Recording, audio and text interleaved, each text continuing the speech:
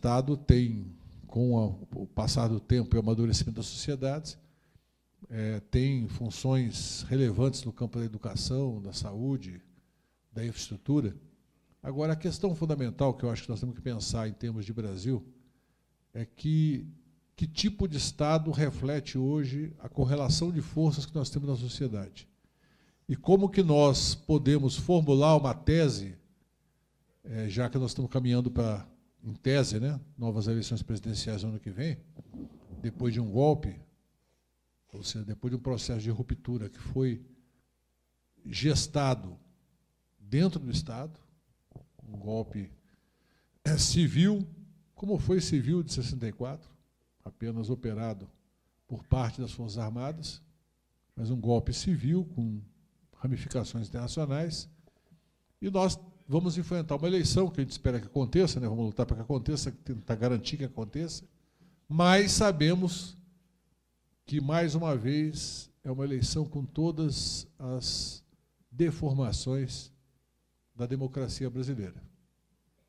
A começar por um mal que atinge todo o país, mas que, particularmente, ele é muito danoso para o Estado brasileiro e para a democracia, que é o monopólio dos meios de comunicação. O monopólio dos meios de comunicação deforma a imagem que o cidadão tem do Estado. Ao invés do cidadão buscar ser participante e se sentir pertencente àquela nação que organiza o Estado, o que nós vemos é uma deformação da imagem do Estado, que é tratado como inimigo da sociedade. O Estado é tratado como um grande ente que é um inimigo número 1 da sociedade. Claro que, evidentemente, isso não vale quando a família Marinho precisa do dinheiro do BNDES. Mas é preciso o dia todo denunciar as mazelas do Estado e não mostrar um único exemplo edificante da ação do Estado e dos seus servidores. E esse é o mal que também atinge frontalmente, até por isso, a democracia brasileira. Nós temos, nesse momento, uma das maiores lideranças da história do Brasil, percorrendo vários estados do Nordeste, sendo acolhido carinhosamente por multidões, e a gente só sabe disso pelo WhatsApp, porque pela Rede Globo você não vai saber disso nunca. É impossível, não haverá qualquer menção, a não ser que morreu alguém durante esses episódios e a culpa foi de alguém da equipe do presidente, do ex-presidente. Estou citando esse exemplo, podia citar N outros, mas é fundamental que a gente entenda que existe uma crise do sentimento de pertencimento da sociedade, do cidadão brasileiro, à nação, e, portanto, o reconhecimento do Estado, exatamente porque as pessoas são levadas a acreditar que a imensa maioria, com exceção de 1 ou 2 juízes e 3 ou 4 procuradores, são todos corruptos que estão se beneficiando de altos salários, de muitos meses de férias por ano. Bom, nós precisamos ter a concepção, se nós queremos mudar isso, precisamos ter a concepção, primeiro, de ganhar a nossa base dentro do serviço público para a ideia de que é preciso construir o pertencimento, o sentimento de pertencimento da sociedade. É preciso constituir uma aliança de classe entre o servidor público, que não vive, às vezes, no serviço público, a luta de classe, porque vive uma relação administrativa, mas vive na prática, como cidadão, a luta de classe no seu dia a dia. Eu estou dizendo tudo isso pelo seguinte: essa disputa ela vai ser cada vez mais intensa. Está em curso no Brasil uma tentativa de acabar. E foi muito feliz a citação aqui do Carlinhos, daquele episódio trágico. Era meu segundo dia no Ministério do Trabalho. O primeiro dia foi a posse, cumprimentos, tal. No dia seguinte, eu chego lá de manhã, vem a nossa mineira Ruth, secretária de Inspeção do Trabalho, não sei se ainda é, acho que não, né? Aposentou, né? A Ruth, que esteve no governo Fernando Henrique, mas é uma profissional de carreira, com uma visão de Estado, permaneceu no governo Lula. Ela falou assim: ministro, aconteceu uma tragédia. Mataram 4 servidores, 3 fiscais e um motorista. E eu me desloquei junto com o Nilmar Miranda para o Palácio do Planalto, onde o Zé Alencar estava interinamente da presidência, que o Lula estava viajando. E entramos no helicóptero e fomos lá para Unai, a tempo de ver a cena dantesca dos corpos pendurados no cinto de segurança e esvaindo sangue ainda, já mortos, mas... Eu estou dizendo isso pelo seguinte, não é para fazer discurso piegas, não. É que ali é uma materialização do papel do Estado, que estava combatendo o trabalho ilegal ou escravo, e que sofreram a resistência de quem estava sendo fiscalizado através da ação armada de bandidos que fuzilaram, terceirizaram, inclusive, o crime, né? Porque o mandante não estava no local. Foram pistoleiros de aluguel que assassinaram 4 servidores públicos. E, por incrível que pareça, na época houve especulação da mídia de que porque os servidores estavam sendo muito duros na fiscalização. Como se fosse possível alguém julgar num jornal que alguém poderia morrer porque estava sendo muito duro. Porque estavam abusando do poder de fiscalizar. Quem tem que julgar isso é a justiça. Jamais um jornal ou um pistoleiro ou um mandante. Então, eu queria encerrar minha fala, para não consumir o tempo da íntegra, dizendo o seguinte: nós temos uma obrigação. Eu estava falando isso agora há pouco com companheiros do meu partido. Nosso problema em 18 não é simplesmente desfazer o golpe. O golpe provocou uma nova etapa, na minha avaliação, do enfrentamento político do Brasil. A pergunta é: queremos ser uma nação e um povo ou um bando e um território? Queremos ser uma nação soberana ou um satélite de um outro projeto hegemônico? Agora, objetivamente, ou a gente formula um programa para esse enfrentamento, uma estratégia para esse enfrentamento, uma visão de como fazer esse enfrentamento que não se esgota em 18. 18 é uma etapa, porque em 18 vai estar em discussão o futuro do Brasil. Está em discussão já. 18 vai ser o ápice de uma etapa onde está se discutindo o futuro do Brasil. Assim como eu, funcionário do Banco do Brasil, 38 anos de banco, hoje aposentado, eu lutei muito para que as pessoas que não são do Banco do Brasil, ou da Caixa Federal, ou do BNDES, entendam qual é a função na nação dessas estruturas. Briguei com o presidente do Banco Central do governo Lula, que hoje é ministro da Fazenda, que ele dizia o quê? Está errado a TJLP. Agora ele conseguiu, acabou com a TJLP.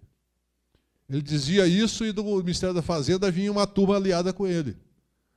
Eu falei: vocês não sabem o que é o BNDES, como a Argentina nos inveja, porque eles não têm BNDES, eles não têm FAT, eles não têm fundo de garantia. Esses instrumentos operados numa visão republicana, de representação da sociedade, são revolucionários para nossa estrutura de renda, que é vergonhosa. E eu acho que esse sentimento que eu sempre defendi onde eu passei, de dizer o seguinte: o serviço público representa a materialização de uma visão do Estado Democrático de Direito. O serviço público tem que assegurar o cumprimento daquilo que a democracia decide, a cada momento. Na educação, na saúde, na justiça, no Ministério Público, no Poder Executivo Central, onde se governa, onde se concentra as funções de governo, na cultura, na infraestrutura, no setor financeiro, da Petrobras, na soberania energética. A materialização dessa decisão democrática é assegurada por servidores públicos concursados de carreira comprometidos com a democracia e não com o seu projeto pessoal de vida. Também é importante, mas é importante para ele. Importante para mim, o meu projeto pessoal de vida. Não para o coletivo. Essa é a grande questão. O equilíbrio entre não ser corporativista, respeitando as lutas corporativistas, ter noção de Estado, de nação, de público, e ter noção de que essa missão é irrenunciável enquanto servidor público. Enquanto o sindicalista não pode renunciar à luta. Não pode deixar de lutar, senão ele deixa de ser sindicalista. Ele pode até ter mandato sindical, mas não é sindicalista. Assim como o parlamentar que renuncia à representação autêntica do seu voto, ele deixa de ser deputado, mesmo tendo mandato de deputado. Ele deixa de ser o que ele pretendeu ser. E assim por diante. Então, eu acho que essa é a grande questão, que é a reflexão que eu procuro fazer. O servidor público, o serviço público, como elemento indispensável à concretização do Estado democrático.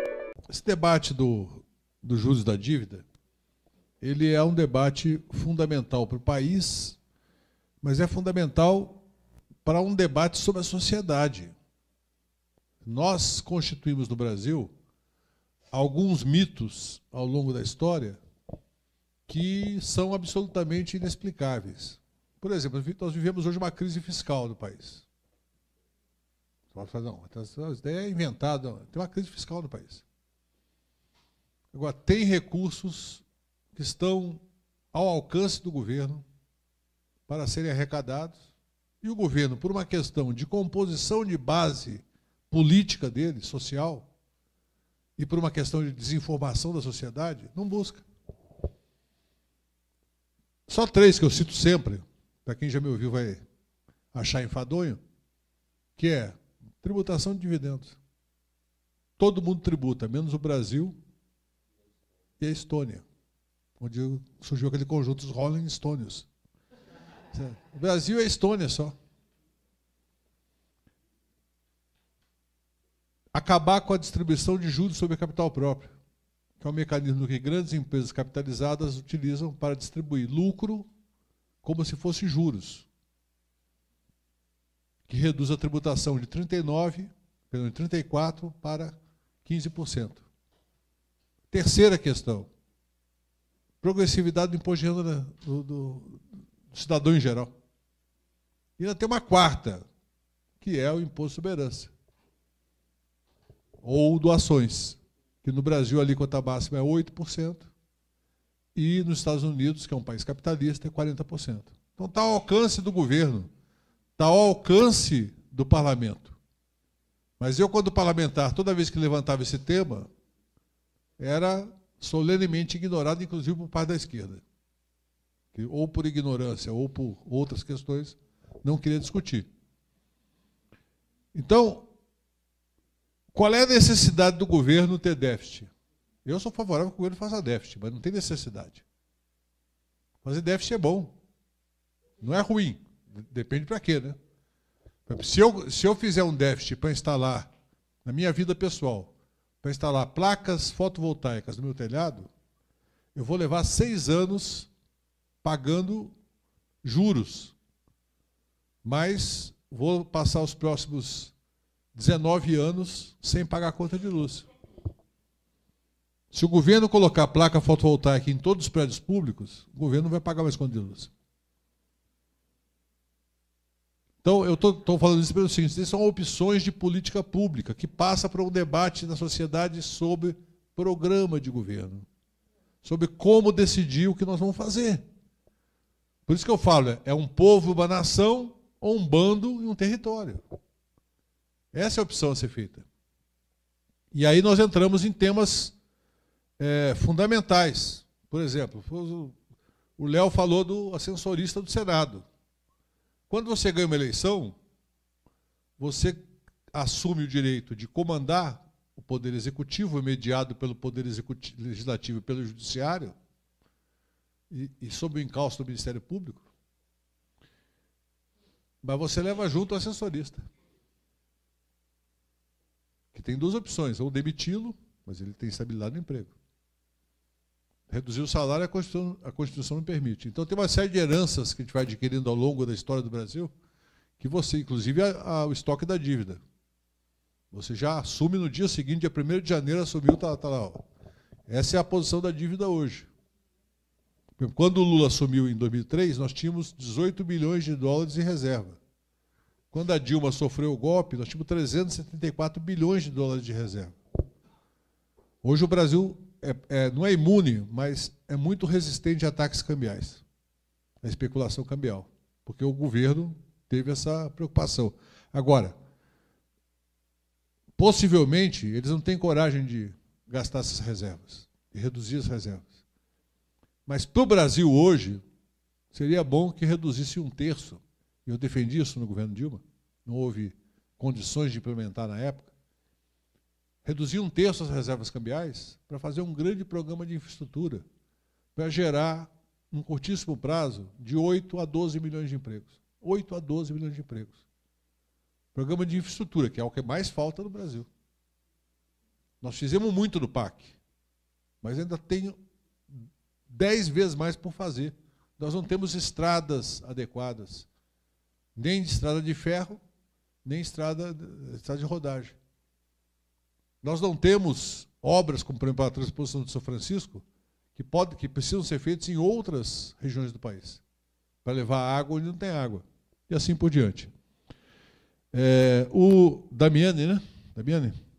O Damiani falou da questão do refis. Eu recebi, como deputado, como vice-líder do PT, eu recebi em 2001, se não me engano, o lobby da Fiesp, lá na liderança do PT, defendendo o primeiro refis.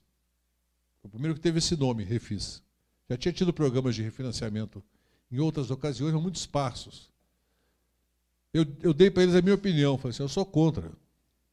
Falei, por que você é contra? Porque nós vamos fazer um incentivo para o planejamento tributário, ou seja, sonegação programada ou inadimplência estruturada. Isso daí vai debilitar o Estado. Porque se você acreditar na boa-fé das pessoas, daqui vai ser o primeiro e último, ok. Só que isso não acontece. Lamentavelmente, nós já estamos na 12ª edição, se eu não me engano, do refis. O que debilita o Estado. E estimula as pessoas a não pagar mais. Ou adiar o pagamento. Reconheço que devo, mas fico inadimplente, que depois eu vou refinanciar. Mas sobre a desoneração, quero dizer o seguinte, eu pessoalmente não sou contra a desoneração. Eu sou contra a maneira como foi feita, que foi uma barbeiragem brutal, intencional ou acidental, do Ministério da Fazenda. Porque você transferir a tributação sobre a folha para a tributação sobre faturamento, se não houver perda, perfeito. Você reduz um custo sobre o trabalho e transfere para um custo do faturamento. Quem vai pagar é o mesmo cidadão.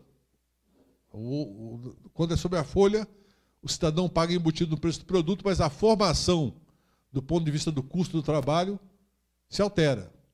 Mas, do ponto de vista do Estado, ele tem que preservar, eu não posso perder. Porque se perder, ele vai ter que buscar um recurso em outro lugar, ou reduzir políticas públicas, ou tributar mais alguém, que também é uma possibilidade.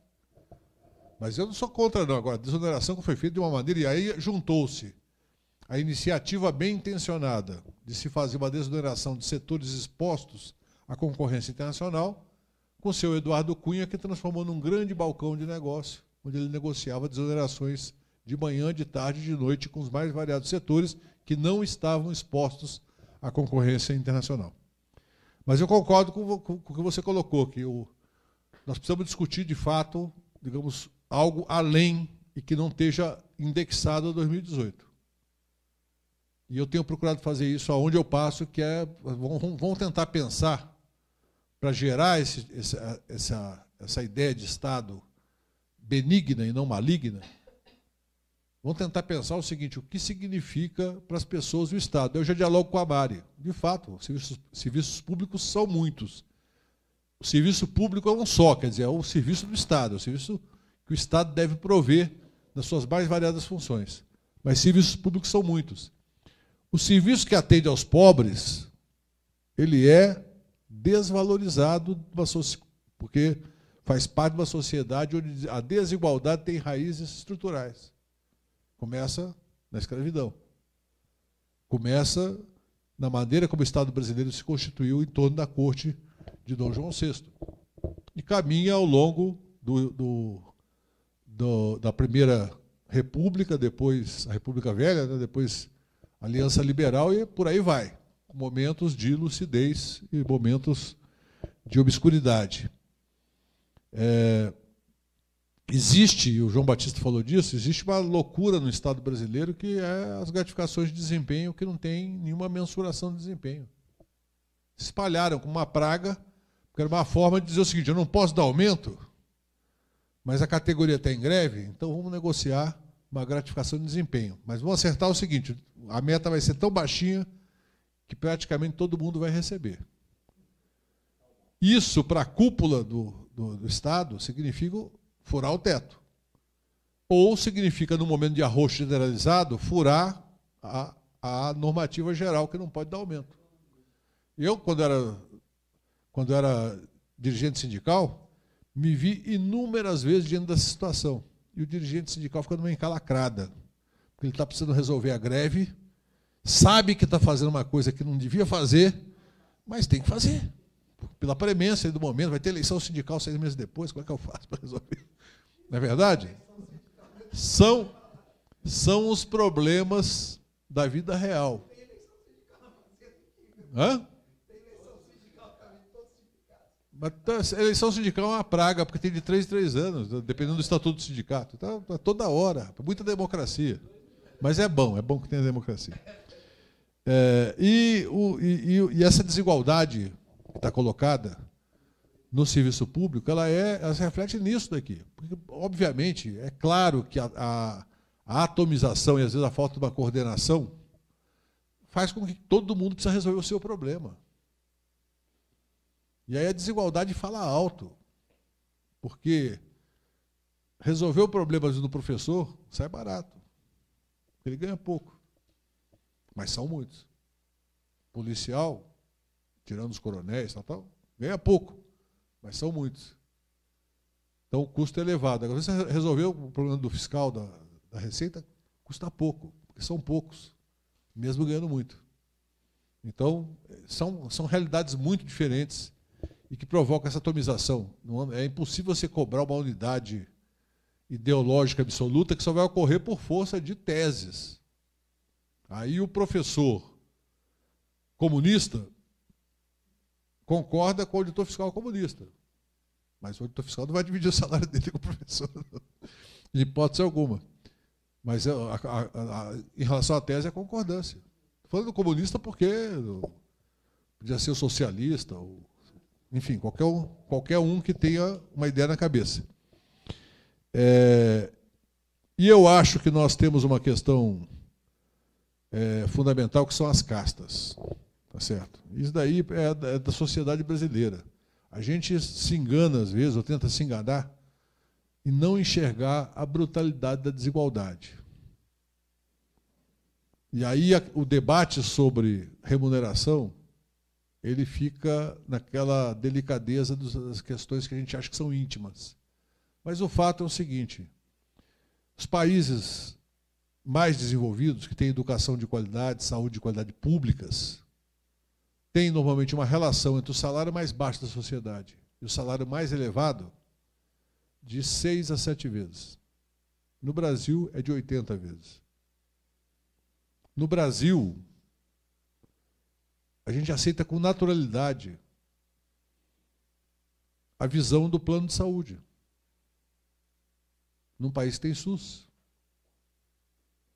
Ou seja, o direito à saúde depende do poder aquisitivo. Não tem que falar da educação, que também... Veja bem, na classe média, quem pode, paga escola particular. Um dos momentos mais felizes da minha vida foi quando a Luísa Erundina era prefeita de São Paulo, que uma parte da classe média começou a colocar os filhos na escola pública municipal. Porque em 1 ano e meio, a qualidade transparecia a mudança. Em 1 ano e meio de gestão. Eu não sei como é que foi tão rápido assim, porque acho difícil as coisas mudarem rápido assim. Mas começou a parte da classe média a ir para a creche e escola municipal. Nós abandonamos a escola pública. Inclusive nós, que somos de esquerda, tendo o poder aquisitivo um pouco melhor, a gente abandona a escola pública. Ao invés de exigir que a escola pública tenha a qualidade que ela tem que ter. Então esse é o debate que eu acho que é fundamental, o debate do projeto de ação. É difícil mudar depois de tudo, depois de tantos séculos de escravidão, um processo de independência fake, uma abolição da escravidão fake e uma república fake. E eu falando aqui anglicismos. É difícil mudar. Agora, nosso projeto é mudança. Por isso que eu falo que quem pensar em 2018 como apocalipse, está viajando. 2018 é uma etapa com muitas precariedades, muitas incertezas, de um processo de luta de classe muito mais amplo. De um processo de construção de uma nação que ainda não se constituiu como república, efetivamente. Nós não somos uma república. Nós somos uma tentativa de república. E eu acho que o debate sobre o serviço público passa por aí. É debater qual é o projeto de nação. E dentro dele, eu acredito que o professor pode até ganhar menos com o auditor fiscal. Mas não pode ganhar 15 avos. Certo? É mais ou menos o padrão em vários estados. Não pode. Isso é absolutamente injusto. Por que que o professor que faz a educação das crianças, ele não tem força de pressão suficiente para elevar o salário dele a pelo menos 1/3 do auditor fiscal? Não é um problema do governador ou da governadora. Não é um problema do professor. É um problema da sociedade. E nós vamos precisar tentar, nós que pensamos sociedade, não estamos preocupados só com a nossa vidinha cotidiana, vamos ter que pensar assim, como é que a gente faz para transformar isso? Ou vamos estar condenados a ser eternamente um país de 5ª categoria. O Brasil se orgulha de projetar, produzir e exportar aviões.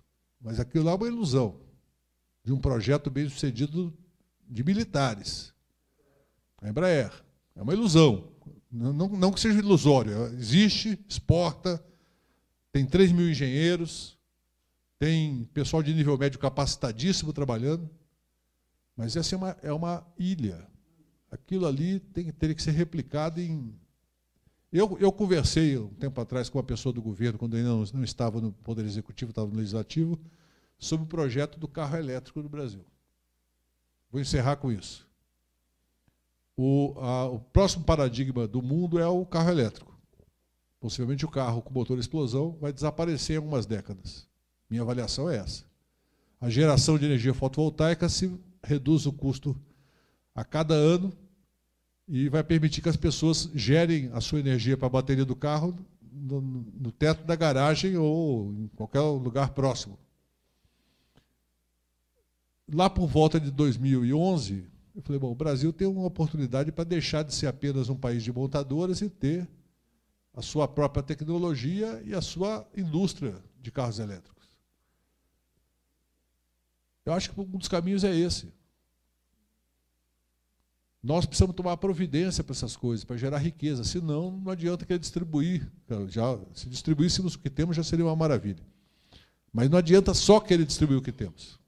Nós precisamos produzir riqueza suficiente para deixar de ser um país subordinado e poder ser um país mais avançado na química fina, na questão de dados, que hoje é uma concentração brutal de poder na mão dos americanos, com Google, Facebook, WhatsApp e outras coisas. Todos nós aqui usamos, alegremente. Mas eles estão concentrando todos os dados sobre o que nós pensamos, no que nós compramos. Se estamos tristes ou alegres, eles podem gerar depressão coletiva, euforia coletiva, com a manipulação de dados do Facebook, do WhatsApp e outras coisas. Corações e mentes. Então, vou terminar com corações e mentes.